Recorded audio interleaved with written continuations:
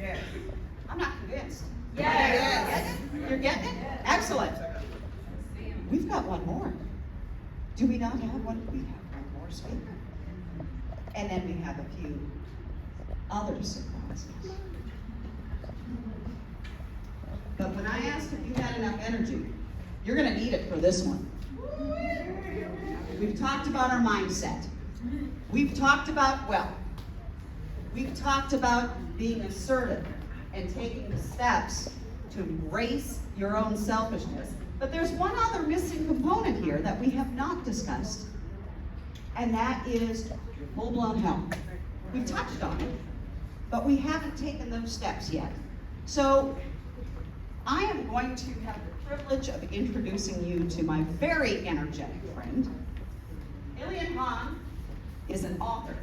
She is a TV show host of Ilian's Joy, an international motivational speaker and presenter. Ilian was born in the Netherlands.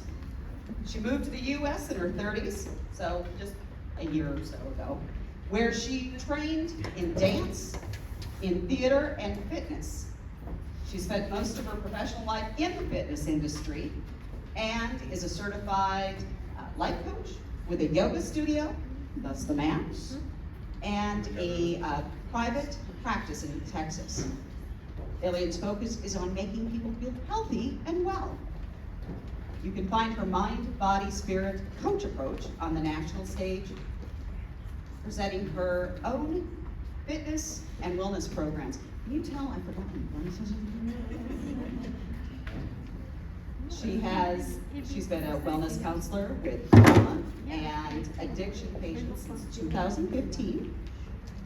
She is specialized in pain management, which, if I do my backsplash, thank you so much, because pretty soon she was going to have to manage a headache here. I can't see it.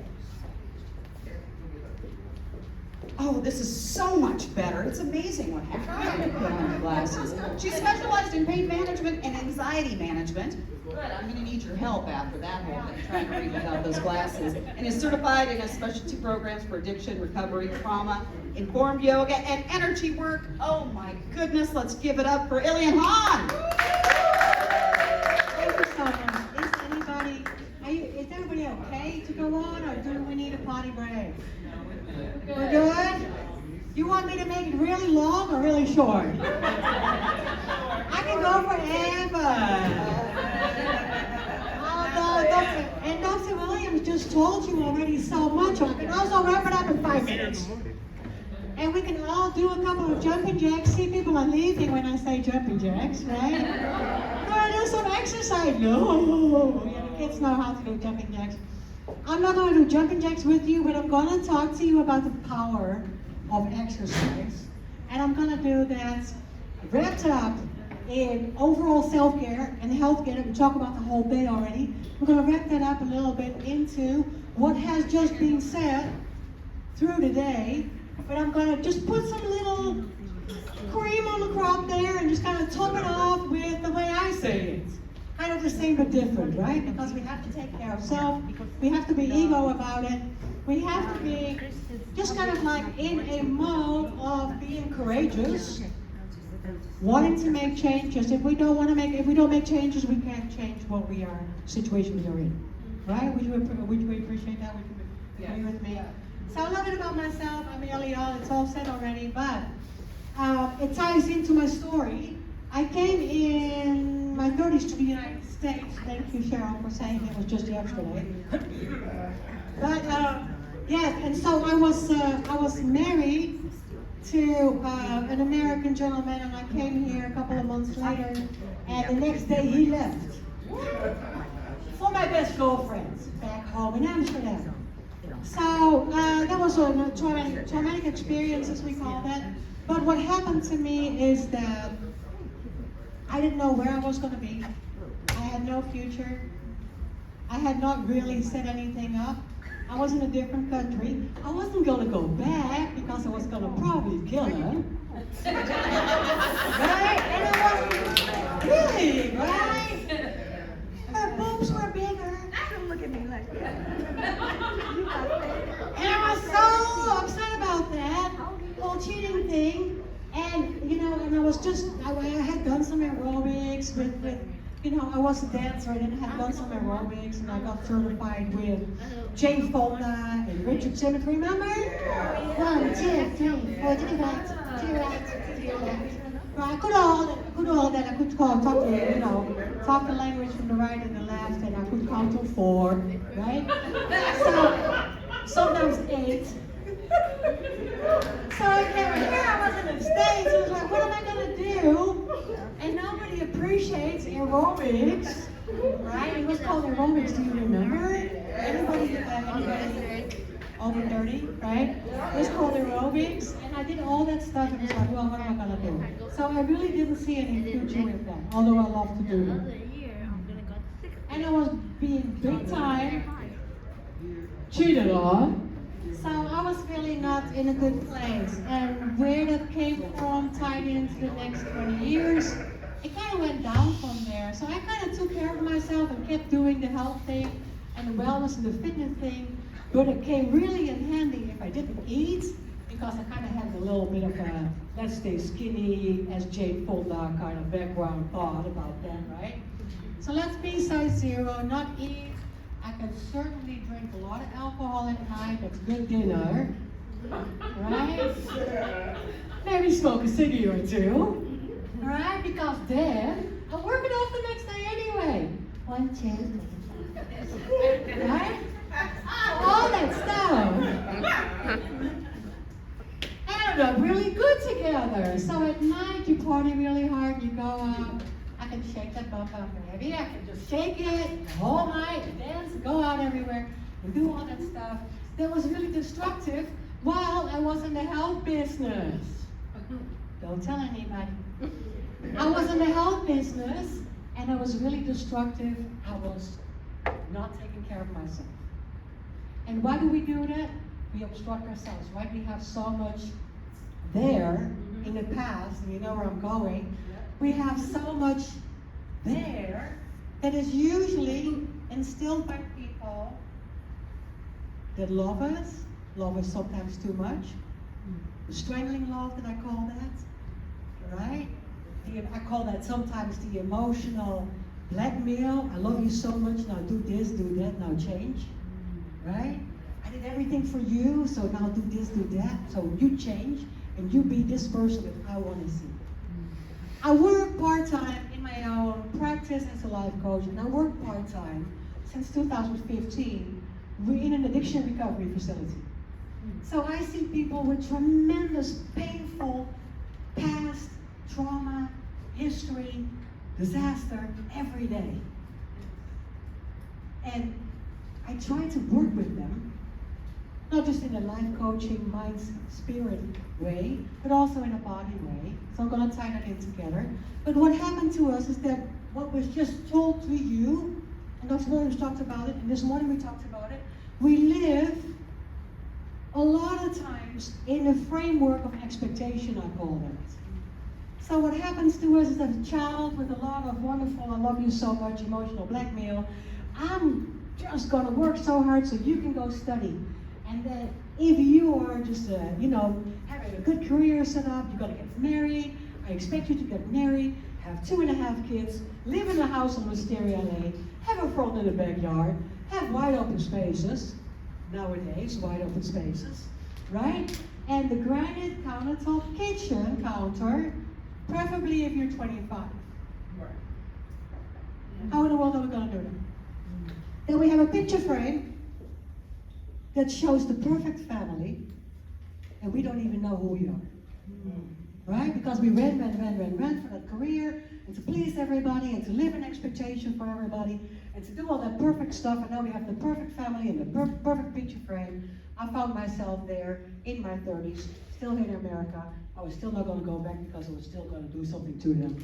I was still here. I didn't really know what to do, but I fell into that picture framework of, well, then it's going to be the American dream.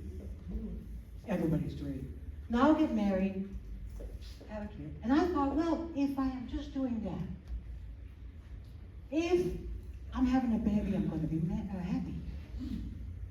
If I'm going to buy a house, or I can make a little bit more money, I'm going to be happy. or if somebody's gonna offer me finally a good job and sees me, I'm gonna be happy. So if I have some money in my pocket, if that word doesn't exist, I didn't know that. It should be when I have money, when I decide to be happy, when I decide what my way is, when I decide what my route is, when I decide what I'm gonna do tomorrow. But I didn't know all that, so I was letting all my happiness depend on people, places, happenings, events, circumstances, because everybody else is gonna make me happy. And I missed the boat 3 times. Have you heard that before? Right? Because God came by many times. And here I am still waiting, see me, see me, see me, see me. And nobody saw, and I didn't really make it clear what I wanted. Sometimes I had an opportunity, and sometimes I saw the opportunity kind of shining through, but I didn't have any courage to step onto it, to step into it. I didn't have any courage. I didn't believe in myself. I didn't really believe what to do with this fitness career. It was kind of like back to my trauma, even back home, not really a career. It was something that you do in the backyard with your girlfriends in the garage, twice a week. 1, 2, 3, 4, 5, 6, 7, 8. Right? And then that whole thing, of course, was also not really seen in the days, even here, and I'm talking about the 90s, as a full-fledged career. All I wanted to do, really all I ever did, even in the darker days before that, was dance. I just wanted to dance.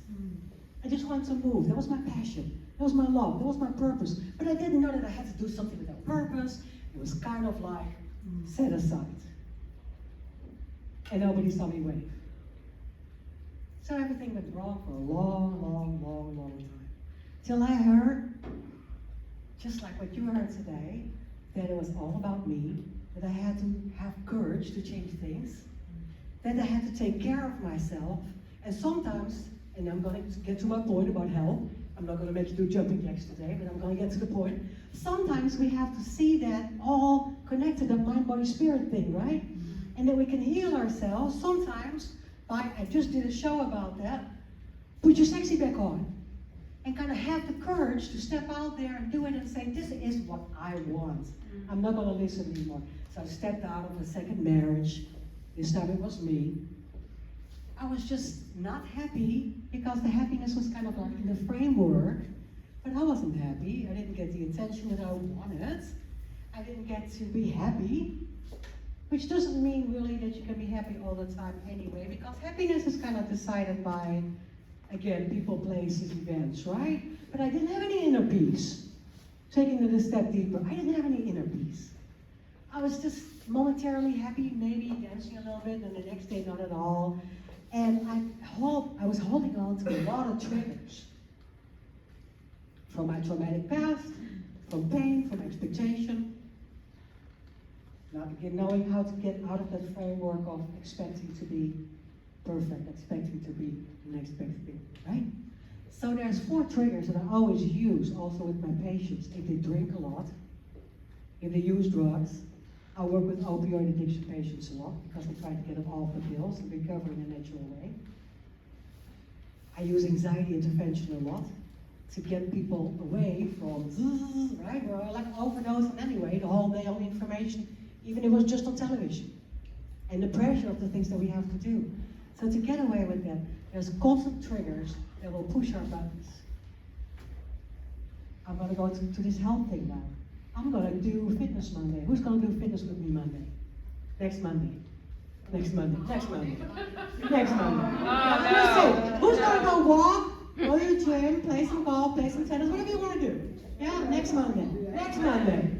Next Monday. Right? Next Monday. Right? So now what's going to happen on Tuesday morning? Next Monday. I didn't do it. I didn't do it. Happens a lot in the fit business, right? In the health business, in the take care of yourself business. Next Monday. And now Tuesday morning, what's going to happen to me? I'm going to beat myself up. My self-esteem is going to get a couple of degrees lower. My negative thinking is all out there again. I couldn't do it, I'm such a loser, I never get it done, I didn't go, why am I not taking better care of myself? Next Monday. And so now there's a little, now I have 3 triggers right there, right? I'm constantly pushing something far away. I'm constantly postponing things. I'm constantly beating myself up, lowering my own self-esteem, and go back in that circle of negative thinking. I might as well have a glass of wine. Such a mess anyway. It's the truth. But not a box. It used to be a box, $5, right? It was more in the box. So it was more in the box. And then, you know what I mean? So now you're going back into those habits that are getting us further away from put your sexy back on. Then, because it's triggers. And if we recognize the triggers, then we can step on it and say, get out of here. I'm gonna crush you. I'm negative thinking, I don't want to do that. Now I'm going to do the exercise for positive thinking. So what was the exercise again? Go sit, enjoy the day, do my gratitude journal, do my attitude of gratitude, sit there, do a couple deep breaths. Box breathing, the easiest way to do for yourself for anxiety. 4 in. Hold for 4. 7, 8, 9, 10, get it. Exhale for 4. Hold for 4. Right? Inhale 4, hold 4, exhale, hold 4. Right? So that's just what we call simple box breathing or all fours or 4-count breathing. So it's very simple. You need to do it for yourself once in a while, because taking a couple of really deliberate deep breaths will make you feel so healthy and so good. It gets your juices flowing, which we call the breath of life. And in Tai Chi, we call that the life force, the energy that we need to come to life. Straight down our spine. If we do that, we feel so much better. If we take a little mindfulness exercise, why can we not be mindful? Because I just said we have overdose and overload of information the whole day. You put your news station on, we got banners here. Hi everyone, we got banners here. Right? Everywhere is banners, and we just try to follow everything and do everything and make a to-do list. You know that sometimes I have a to-do list of a to-do list. I just wasted an hour and a half making I like stickers. I'm like a 12-year-old. So I made a really colorful new to-do list of my old to-do list that was really full. And I made a new to-do list with only 10 things on them. I colored them, I highlighted them, I put 2 stickers on the side that are for Walmart, like for 12-year-olds. And you know, I put the stickers there, and that's them for the next day. Again, I procrastinate. You see what I mean? And I wasted just an hour and a half making a really nice to-do list. But where was I? We have such an overload of information that we don't know what mindfulness is. The one mindfulness technique that I do with my clients and with my patients is that you close your eyes, 30 seconds, and you are going to describe me. And I'll tell you what happens. I'll give you the answer. What's going to happen is you're going to say, she's medium height with really big heels on. She's medium tall, blonde hair, big smile, works with her whole body, moves confident. 30 years ago, 40 years ago, my mom would come home and describe somebody by the shape of their nose, their eyes, their eyebrows, their chin, if they had glasses on or not, if they were wearing jewelry, gold or silver. We don't see. You see what I mean? We can't help it. That's a sign of the times. That is a sign of the times that we don't observe anymore. But very, very superficial, right? Very superficial. 4 things, maybe. Height, color hair, you know, big, small, whatnot. That kind of thing. But not that my nose are kind of right, or I had a flippy one, or I had really big ears, or those things that people used to describe each other with. That was mindfulness that we don't have anymore. Now, I teach mindfulness because now we have to practice that kind of stuff. Isn't that weird? If I would go home tonight, I wouldn't remember that you have a pink coat on. Can you believe it? Now I know, because now I paid attention. But you see what I mean? If I had to describe the audience and you come home and you have to now explain at home how we looked.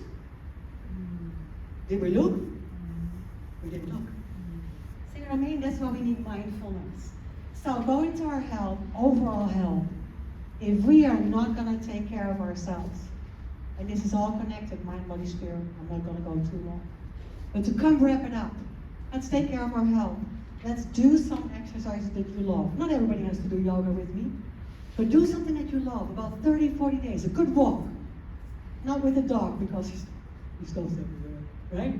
But like one of those power walks, 45 minutes a day, something that you love to do, something fit, something healthy. Pay attention to your nutrition. My nutritionist, when I met her, I wasn't really good at eating. I had a love relationship with eating, thanks to my past, and thanks to the ballerina stuff that, I didn't want to do. But anyway, when she told me, if you don't take care of your body, where are you going to live? I was like, oh, okay. What do you mean? What do you mean? If you don't take care of your body, where are you going to live? So when I was in my 20s, as I tell my patients, and in my 30s and in my 40s, I didn't want to think about what happens later. When I was in my 20s, anything that I put in my body, I don't care, because when I'm 30, when the time comes then I'm going to think about it. We are not proactive. And that's what we just talked about. We have to be proactive. We have to do things to anticipate the fact that we're going to fall apart and we have nowhere to live. We have to be proactive when it comes to our health. We have to be proactive when it comes to our nutrition, our diet, the stuff that we do for our mind, body, spirit, because it's all connected. If you are not really in a good place, and you're really been worried, or you have anxiety, you know what happens to your shoulders? Women, especially women. And if we don't carry ourselves well, because we all have real bad posture, don't take it personally. But you know what I mean, right? No. So, 7 days a week, I'm getting out of bed, I'm making breakfast, I'm getting in the car, I'm going to work, I check my cell phone during lunch, I go work more, back in the car, going to make dinner, Sunday morning, going to church. What happened to those hallelujah churches? Right, we're going to church here. And so what happened? I have major back pain. You know how many people in our country have back pain? We have a back thing, what is it, back clinic? Pain clinic on every corner of the street. That's a shame. That's a shame. You can heal yourself with a little bit of stretching and a little bit of yoga. Follow me, follow me, follow me. ElionHaan.com, because that's what I do. I do pain management at home. I tell you what you can do for your posture. I can tell you what you can do for your pain. I can tell you what you can do for the sciatic pain. I've helped so many of my patients move, walk, and talk again. So I'm going to close with sitting up straight. Pull your shoulders back in the pockets of your pants. No, we don't have pockets anymore nowadays. So, but you know what I mean? Pull the pockets in your shoulders in the pockets of your pants. Yes. And then lift your heart up to the sky. Not your nipples, because they're already I didn't say that. Hello. Put your heart, open your heart to the sky. Open it, because that's where it all is. If you're looking down, you're going down. Open your heart to the sky, roll your shoulders back, posture.